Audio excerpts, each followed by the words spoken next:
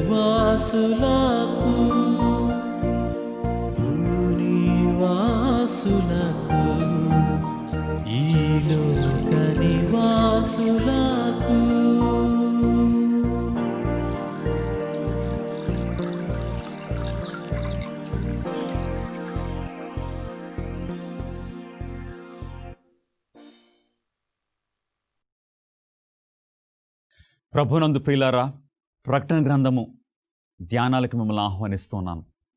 మనం ప్రకటన గ్రంథంలోని 7 ముద్రలు చదువుతూ ఉన్నాము. మన ప్రభు అయిన యేసుక్రీస్తు వారు ఆ 7 ముద్రలు కలిగిన ఆ గ్రంథాన్ని తండ్రి యొక్క కుడి చేతిలో నుండి తీసుకొని ఒక్కొక్క ముద్రను విప్పుచున్నప్పుడు ఒక్కొక్క సంఘటన యోహాను చూస్తూ ఉన్నాడు, మన కొరకు రాస్తూ ఉన్నాడు. మొట్టమొదటి ముద్రను ప్రభు అయిన యేసుక్రీస్తు వారు విప్పినప్పుడు యోహాను ఒక తెల్లని గుర్రాన్ని చూశాడు. మొదటి ముద్ర క్రైస్తవ సంఘం యొక్క ప్రారంభ పరిస్థితిని గురించి తెలియజేస్తున్నది. యేసుక్రీస్తు వారు రెండవ ముద్రను విప్పినప్పుడు ఇదిగో ఒక ఎర్రని గుర్రము, ఆ గుర్రం మీద కూర్చున్న ఆయన చేతిలో ఒక పెద్ద ఖడ్గము ఉన్నది. భూమి మీద ఒకరినొకరు చంపుకుంటూ ఉన్నట్లు మనం చూస్తూ ఉన్నాము. నిజంగానే రెండవ ముద్ర కాలంలో క్రైస్తవ సంఘము, పవిత్రంగా ప్రారంభమైన క్రైస్తవ సంఘము ఎంతో హింసకు గురైంది, ఎంతో రక్తపాతము. ఎంతోమంది క్రైస్తవులు వారి యొక్క విశ్వాసము కొరకు ప్రాణాలు అర్పించడము చరిత్ర మనకు సాక్ష్యం ఇస్తూ ఉన్నది. మిమ్మల్ని ఒక ప్రశ్న అడగాలనుకుంటున్నాను. రెండవ ముద్ర కాలంలో ఎర్రని గుర్రము, క్రైస్తవ సంఘము హింసకు గురైంది. ఎందుకంటే సాతానుడు రోమా అధికారుల ద్వారా క్రైస్తవులను హింసిస్తూ ఉన్నాడు. కొన్ని వేల మంది క్రైస్తవులు హతసాక్షులుగా మరణించారు. మిమ్మల్ని అడిగే ప్రశ్న ఏంటంటే, హింస ద్వారా సాతానుడు క్రైస్తవ సంఘమును నాశనము చేయగలిగాడా? Could Satan destroy the Christian church through persecution? హింస ద్వారా సాతానుడు క్రైస్తవ సంఘమును బలహీనపరచగలిగినాడా? మీ సమాధానం ఏంటి? అపోస్తలుల కార్యములు 8వ అధ్యాయము 1వ వచనానికి వెళ్దాం. Acts chapter 8 verse 1. అపోస్తల కార్యములు 8వ అధ్యాయము 1వ వచనంలో ఇక్కడ లూకా రాస్తూ ఉన్నాడు. ఆ కాలమందు యెరూషలేములోని సంఘమునకు గొప్ప హింస కలిగినందున, సంఘానికి గొప్ప హింస కలిగింది. గొప్ప హింస కలిగినందున దాని యొక్క స్పందన ఏంటి? అపోస్తులు తప్ప అందరూ యూదయ సమరయ దేశములకు చెదిరిపోయారు. హింస కలిగినప్పుడు ఏం జరుగుతుందండి? చెదిరిపోయారు. క్రైస్తవులు చెదిరిపోయారు. హింస వచ్చినప్పుడు అదే జరుగుతుంది. హింస ద్వారా సాతానుడు క్రైస్తవ సంఘమును బలహీనపరచగలిగాడు. అపోస్తల కార్యములు 8వ అధ్యాయము 4వ వచనములో దేవుని వాక్యం రాస్తూ ఈ విధంగా సెలవిస్తుంది. కాబట్టి చెదిరిపోయిన వారు సువార్త వాక్యమును ప్రకటించుచు సంచారం చేశారు. హల్లెలూయా. చెదిరిపోయిన వారు ఇప్పుడు హింస వచ్చినప్పుడు ఇక ఆ ప్రజలు వేరువేరు ప్రాంతాలకు చెదిరిపోయారు. దేవుని వాక్యం సెలవిస్తుంది, చెదిరిపోయిన వారు సువార్త వాక్యమును తీసుకుని సంచారం చేశారు. ఎక్కడికి చెదిరిపోతే అక్కడికి సువార్తను అందించడం మొదలుపెట్టారు. హింస రాకముందు క్రైస్తవ సంఘము ఒక స్థలంలో ఉంటే, హింస వచ్చిన తర్వాత క్రైస్తవ సంఘము అనేక స్థలాల్లో జన్మించటం, పుష్పించటము మనం చూస్తూ ఉన్నాము. హింస వలన సాతానుడు క్రైస్తవ సంఘాన్ని బలహీనపరచలేడు. ఆమేన్. దేవుని యొక్క వాక్యము ఎంత అద్భుతంగా ఉందో చూడమని నేను కోరుచూ ఉన్నాను ప్రియులారా. మొదటి ముద్ర కాలంలో క్రైస్తవ సంఘము పవిత్రంగా ఉన్నది. రెండవ ముద్ర కాలంలో కూడా క్రైస్తవ సంఘము ఎంతో పవిత్రంగానే, నాణ్యంగానే ఉన్నట్లు చరిత్ర మనకు సాక్ష్యం ఇస్తుంది. మన వ్యక్తిగత జీవితాలను ఒకసారి ఆలోచిద్దాం. మనం ఎప్పుడు దేవునికి దగ్గరగా ఉంటాం? ఎప్పుడు ప్రార్థనకు మనము సమయాన్ని ఇస్తూ ఉంటాం? జీవితం బాగా ఉన్నప్పుడా, శ్రమలు వచ్చినప్పుడా? అవును, మీ సమాధానం కరెక్ట్గా ఇచ్చారు. మన కష్టాలు వచ్చినప్పుడే, మనకు బాధలు వచ్చినప్పుడే, మనం ఇబ్బందులకు గురైనప్పుడే బలమైన క్రైస్తవులుగా మనం ఉంటామా? యెషయా గ్రంథము 48వ అధ్యాయము, యెషయా గ్రంథము 48వ అధ్యాయము 10వ వచనములో దేవుడు ఆయన ప్రజలతో ఈ విధంగా మాట్లాడుతున్నారు. యెషయా 48వ అధ్యాయం 10వ వచనము, నేను నిన్ను పుటము వేసితనే, వెండిని వేసినట్లు కాదు, ఇబ్బంది కొలిములో నిన్ను పరీక్షించితనే. దేవుడు అంటున్నారు, నిన్ను పుటం వేసితనే, నీ జీవితాన్ని పవిత్రపరచాలని నేను ఆశపడుచున్నాను. మన జీవితాలని దేవుడు పవిత్రపరచాలనుకుంటున్నప్పుడు ఏ విధంగా పవిత్రపరుస్తారంటే, వెండిని వేసినట్లు కాదు, ఇబ్బంది కొలిములో నిన్ను పరీక్షించుతనే.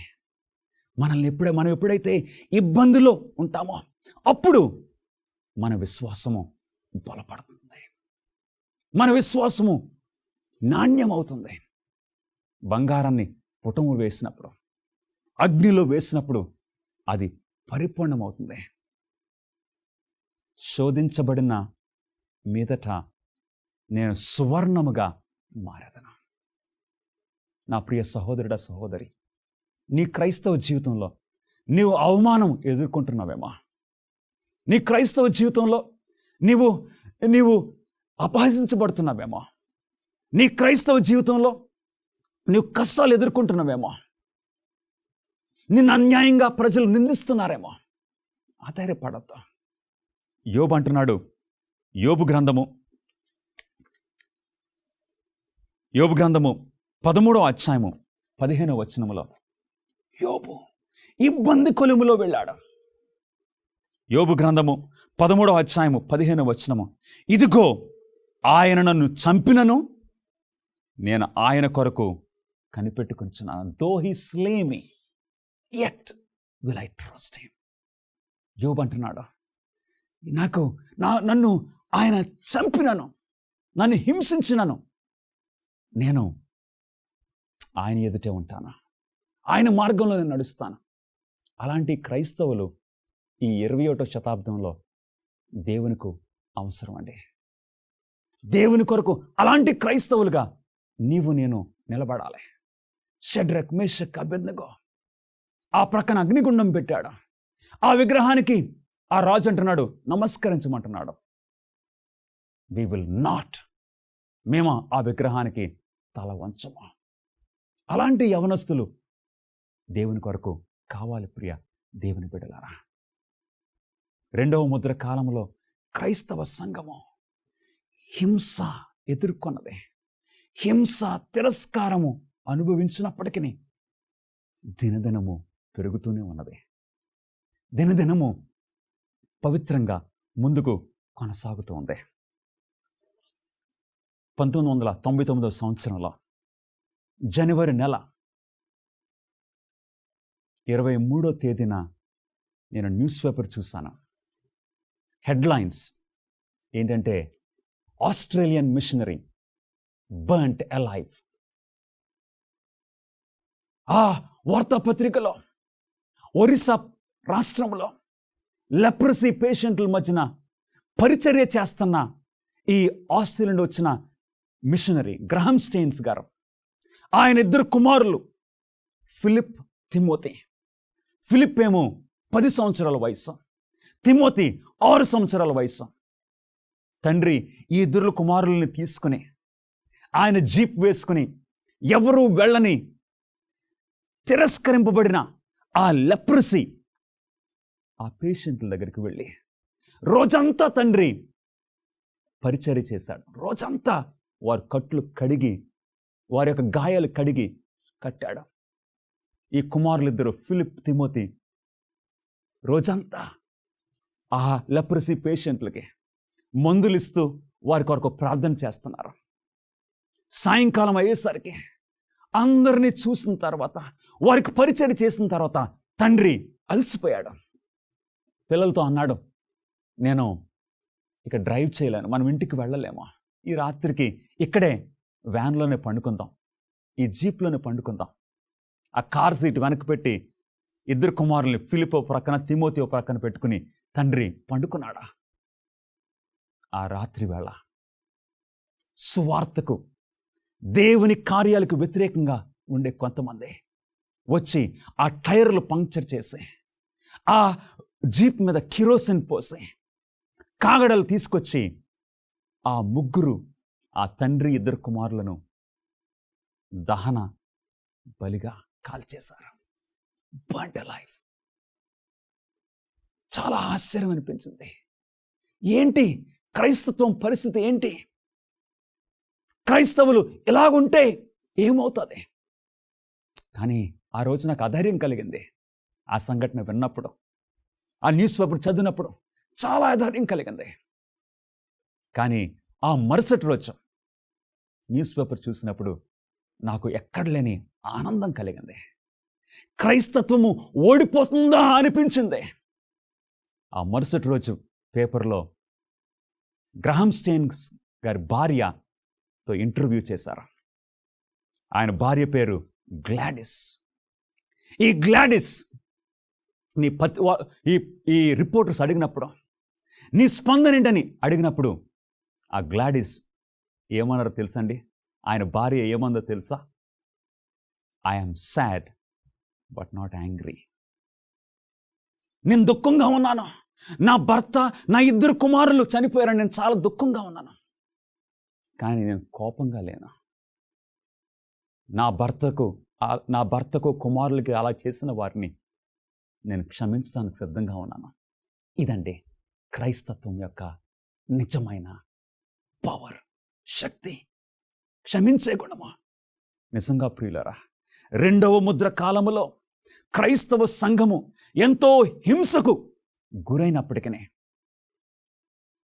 జయిస్తూ ముందుకు వెళ్తుంది. By defeat they conquered. అపజయం పొందినట్లు అనిపిస్తుంది. అలాంటి పరిస్థితుల్లోనే విజయము క్రైస్తవ సంఘము సంపాదించుకున్నది. నీ క్రైస్తవ జీవితంలో నీవు అవమానం ఎదుర్కొంటున్నావేమో, అధైర్యపడద్దు. దేవుని కొరకు నిలబడమని దేవుడు నిన్ను పిలుస్తూ ఉన్నారు. క్రైస్తవ సంఘము 2వ ముద్ర కాలంలో ఎంతో పవిత్రంగా, ఎంతో యథార్థంగా, ఎంతో నాణ్యంగా ముందుకు కొనసాగి ఉన్నదని దేవుని వాక్యము మనకి హెచ్చరిక చేస్తోంది. ప్రకటన గ్రంథము 6వ అధ్యాయము 5వ వచనానికి వెళ్దాం. ప్రకటన గ్రంథము 6వ అధ్యాయము 5వ వచనము. ఆయన 3వ ముద్రను విప్పినప్పుడు రమ్ము అని 3వ జీవి చెప్పుట వెంటనే. గమనిస్తున్నారా ప్రియులారా? ఒక్కొక్క ముద్రను విప్పుచున్నప్పుడు ఈ పరలోకములో ఉన్న దేవుని సింహాసనానికి సమీపంగా ఉన్న ఈ 24 పెద్దలు కానీ, ఆ 4 జీవుల యొక్క వారి యొక్క పార్టిసిపేషన్ నువ్వు గమనించగలుగుతున్నావా? ఒక్కొక్క జీవి యోహానుతో, యోహాను చూడు, జాగ్రత్తగా చూడు అని వారు చెప్తాం వలన వారు మన పట్ల, ఈ భూమి మీద జరుగుతున్న విషయాల పట్ల వారి ఆసక్తి నువ్వు గమనించగలుగుతున్నావా? ఎప్పుడైతే యేసుక్రీస్తు వారు 3వ ముద్రను విప్పి ఉన్నారో, యోహాను ఇప్పుడు చాలా జాగ్రత్తగా చూస్తూ ఉన్నాడు. ఇదిగో నేను చూడగా ఒక నల్లని గుర్రము కనబడెను. దాని మీద ఒకడు త్రాసు చేత పట్టుకుని కూర్చుండి ఉండెను. రంగు మారిపోయింది. ఇదిగో ఒక నల్లని గుర్రము. తెల్లగా ప్రారంభమైన క్రైస్తవ సంఘము 2వ ముద్ర కాలంలో రక్తపాతము, హింసను అనుభవించింది. ఇప్పుడు 3వ ముద్ర విప్పినప్పుడు రంగు మారిపోయింది. ఏ రంగండి? ఇదిగో నల్లని గుర్రము.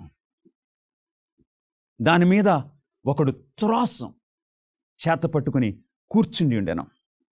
మరియు దేనారమునకు 1 సేరు గోధుమలనియు, దేనారమునకు 3 సేర్ల యావులనియు, నూనెను ద్రాక్షరసమును పాడు చేయవద్దనియు ఆ 4 జీవుల మధ్య ఒక స్వరము పలికినట్టు నాకు వినబడెను. పవిత్రంగా ప్రారంభమైన క్రైస్తవ సంఘము 3వ ముద్ర కాలానికి వచ్చేసరికి ఏం జరిగింది? అపవిత్రంగా మారిపోయింది. తెలుపు పవిత్రతకు గుర్తుగా ఉంటే, నలుపు అపవిత్రత. నిండు పౌర్ణమిగా ఉన్న పరిస్థితి, చక్కగా నిండు వెన్నెలతో ఉన్న ఆ క్రైస్తవ సంఘము ఇప్పుడు 3వ ముద్ర కాలానికి వచ్చేసరికి అమావాస్యగా చీకటితో నిండిపోయింది. ఈ గుర్రం మీద కూర్చున్న ఆయన చేతిలో ఒక త్రాసు ఇవ్వబడింది. త్రాసు అంటే ఏదో కొలుస్తున్నారు, ఏదో మెజర్ చేస్తున్నారు. ఏం కొలుస్తున్నారు? 6వ వచనంలో చూస్తే దేనారమునకు 1 సేరు గోధుమలనియో, దేనారమునకు 3 సేర్ల యావలనియో. అంటే గోధుమలు కొలుస్తున్నారు. యావలు అంటే బార్లీ, అంటే ఆహారాన్ని కొలుస్తున్నారు. ఏం జరిగింది 3వ ముద్ర కాలంలో? క్రైస్తవ సంఘము 2వ ముద్ర కాలంలో హింస అనుభవించిన ఆ టైం 100వ సంవత్సరం నుండి 313వ సంవత్సరం వరకు. సరిగ్గా 313వ సంవత్సరం క్రీస్తు శకము ఏం జరిగిందంటే హింస ఆగిపోయింది. ఎందుకు హింస ఆగిపోయిందని మనం క్రైస్తవ చరిత్రలో చూస్తే 313వ సంవత్సరంలో రోమా రాజ్యానికి పరిపాలన చేస్తున్న కాన్స్టంటైన్ చక్రవర్తి క్రైస్తవుడు అవటానికి ఇష్టపడ్డాడు. కాన్స్టంటైన్ క్రైస్తవుడిగా మారడానికి, రోమియుడు క్రైస్తవుడిగా మారడానికి ఒక సంఘటన ఏర్పడింది. ఆయనకు ఒక కల రావడము, ఆ కలలో ఒక సిలువను ఆయన చూడడము, ఈ విధంగా క్రైస్తవుల ఎడల ఆయనకు కొంచెం సాఫ్ట్ కార్నర్ ఏర్పడటము. ఇప్పుడు హింస ఆప్ చేయమని ఆయన ఒక శాసనం చేశాడు. అంత మాత్రమే కాదు, క్రైస్తవులకు ఆయన ప్రభుత్వంలో పదవులు ఇవ్వడం మొదలుపెట్టాడు. ప్రత్యేకత ఇవ్వడం మొదలుపెట్టాడు. ఈ హింస కాలంలో పాడైపోయిన క్రైస్తవ సంఘాలను తిరిగి నిర్మించవచ్చని పర్మిషన్ ఇవ్వటమే కాదు, వాటికి ఫండ్స్ కూడా ఇచ్చాడు. అంతటితో కాన్స్టంటైన్ ఆగిపోలేదు. నేను కూడా ఒక క్రైస్తవుని అవుతానని కాన్స్టంటైన్ చెప్పాడు.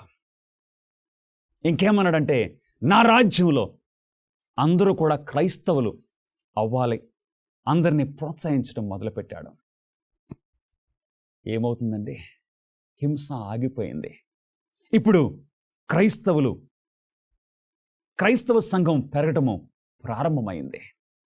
అనేకులు క్రైస్తవులుగా మారుతున్నారు. రాజుగారే మారితే ఇక అనేక మంది క్రైస్తవులుగా మారడం మొదలుపెట్టారు. మన పెద్దలు చెప్తారు, మంది ఎక్కువైనప్పుడు మజ్జిగ పలసనైపోద్దంట. నిజంగానే ఏం జరిగింది ఆ కాలంలో? ఏం జరిగిందంటే, క్రైస్తవ సంఘం ఇప్పుడు రాజుగారి యొక్క ప్రోత్సాహంతో పెరుగుతూ ఉన్నది. పెరిగే ఈ క్రైస్తవులకు ఇప్పుడు నెమ్మదిగా మజ్జిగ పలసనైపోయినట్టు ఈ కాన్స్టంటైన్ చక్రవర్తి ఏమన్నాడంటే, క్రైస్తవ నాయకులను పిలిచి మనం కొన్ని మార్పులు చేయాలి. అనేక మంది నా రాజ్యంలో క్రైస్తవులు అవుతున్నారు కాబట్టి, అవడానికి ఇష్టపడుతున్నారు కాబట్టి, నేను కూడా ఒక క్రైస్తవుని అవడానికి ఇష్టపడుతున్నాను కాబట్టి, కొన్ని విషయాల్లో మీరు చూసి చూడనట్టుగా ఉండాలి అని క్రైస్తవ నాయకులతో కొన్ని సంప్రదింపులు ఏర్పాటు చేశాడు. ఈ విధంగా ఇప్పుడు క్రైస్తత్వము కల్మషమైపోయింది ప్రియులారా. క్రైస్తత్వము ఇప్పుడు అన్య మతాలతో చేతులు కలపడం ప్రారంభమైంది. అందుగురించే ఈ టైంలో క్రైస్తత్వము రాజీ పడిపోయింది. క్రైస్తత్వం యొక్క పవిత్రత కోల్పోయింది. 119వ దావీదు కీర్తన 105వ వచనములో దేవుని వాక్యం సెలవిస్తుంది, నీ వాక్యము నా పాదములకు దీపము, నా త్రోవకు వెలుగై ఉన్నది. ఈ 3వ ముద్ర కాలంలో వాక్యము కొదువైపోయింది. అందుకే ఆ గుర్రం మీద కూర్చున్న ఆయన ఒక త్రాసు పట్టుకున్నాడు, కొలుస్తున్నాడు. ధ్యానారమునకు ఒక సేరు గోధుమలు అంటున్నాడు. ఆ రోజుల్లో యోహాను కాలంలో రోజంతా పనిచేస్తే ఒక ధ్యానారం ఇచ్చేవారు జీతంగా. రోజంతా పనిచేసినందుకు ఒక ధ్యానారం వస్తే, ఒక ధ్యానారానికి ఒక సేర్ అంటే 1 కిలో గోధుమలు అనుకుంటే అది సాధారణంగా ఉండే ఖరీదు కాదు. కరువు కాలంలోనే రోజంతా పనిచేస్తే 1 కిలో గోధుమలు వస్తాయి. కరువు కాలంలోనే అంటే 3వ ముద్ర కాలంలో కరువు వచ్చింది. దేనికి కరువు వచ్చింది? 3వ ముద్ర కాలంలో ఏది కొదువైపోయింది? ఆహారము కొదువైపోయింది. ఏ ఆహారం కొదువైంది? జీవాహారం కొదువైపోయింది. అందుకే ఈ వాక్యము కొదువవటం వలన, ఈ దీపము సన్నగిల్లిపోవటం వలన, ఈ దీపము నిర్లక్ష్యం చేయబడటం వలన క్రైస్తవ సంఘంలో చీకటి వచ్చింది. ఈ పరిస్థితిని యేసుక్రీస్తు వారు ఒక నల్లని గుర్రము రూపంలో చూపిస్తున్నారు పిల్లరా. ఒక ప్రశ్నతో నేను ముగించాలనుకుంటున్నాను. నీ క్రైస్తవ జీవితము ఏ విధంగా ఉన్నది? నీ క్రైస్తవ జీవితము ఇలాగ నల్లగా చీకటితో నిండిపోయిందా? నీ వ్యక్తిగత క్రైస్తవ జీవితంలో దేవుని వాక్యాన్ని నువ్వు నిర్లక్ష్యం చేస్తూ ఉన్నావా? ప్రార్థన నిర్లక్ష్యం చేస్తున్నావా? దేవాలయానికి వెళ్ళటము నువ్వు మానేస్తున్నావా? ఎప్పుడైతే నేను వాక్యాన్ని నిర్లక్ష్యం చేస్తానో, ఎప్పుడైతే ప్రార్థనను నిర్లక్ష్యం చేస్తానో, సహవాసాన్ని నిర్లక్ష్యం చేస్తానో, నా క్రైస్తవ జీవితము సన్నగిల్లిపోతుంది. ఇలాంటి టైంలో మనకు కావాల్సింది దేవుని వాక్యం ప్రియులారా. దినదినము దేవుని వాక్యాన్ని చదువుకుంటూ మన జీవితంలో చోటు చేసుకున్న ఈ చీకటిని మనం తరిమి కొట్టాలి. వాక్యం ద్వారానే దేవునితో మన సంబంధాన్ని బలపరుచుకోవాలి. ప్రార్థన చేసుకుందాం. మహాపరిశుద్ధుడా, మీకు స్తుతులు స్తోత్రములు. క్రైస్తవ సంఘము ఎలాంటి పరిస్థితులను వెళ్ళిందో ఆయన ఈ 7 ముద్రల ద్వారా మాకు తెలియజేస్తూ ఉన్నారు. తెల్లని గుర్రము పవిత్రంగా ప్రారంభమైంది. క్రైస్తవ సంఘము ఒక ఎర్రని గుర్రం వలె హింసను ఎదుర్కొన్నది.